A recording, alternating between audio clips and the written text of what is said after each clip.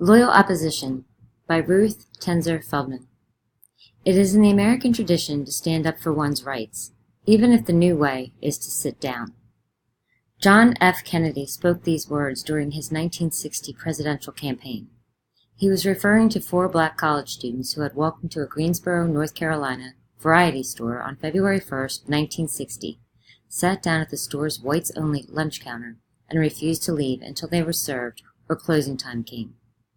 More black students staged sit-ins at other lunch counters in the following weeks and months. By August, Greensboro's lunch counters, which had always discriminated against black customers by refusing to serve them, were desegregated.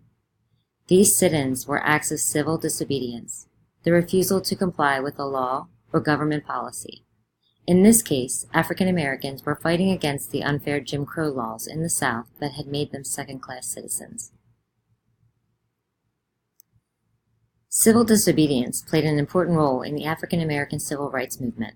In 1963, for example, city government officials in Birmingham, Alabama, obtained a court order prohibiting Dr. Martin Luther King Jr. and other members of the Southern Christian Leadership Conference from staging a protest march there.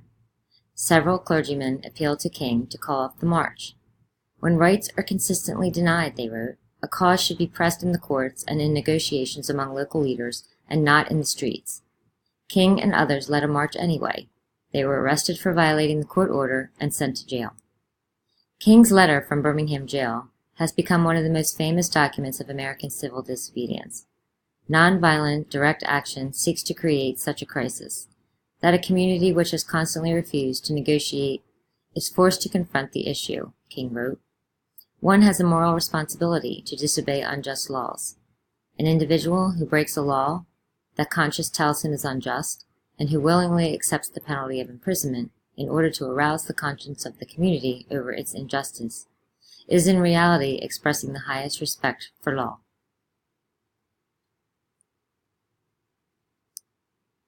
Forcing officials to confront a difficult issue was just what American colonists had tried to do about 200 years earlier. In the years between 1765 and 1775, Great Britain attempted to enact a number of laws that the American colonies found unfair.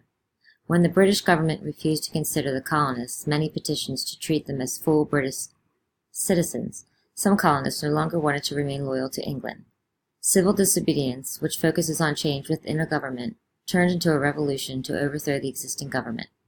The Declaration of Independence explains this shift. Governments are instituted among men, deriving their just powers from the consent of the governed. Our repeated petitions have been answered only by repeated injury.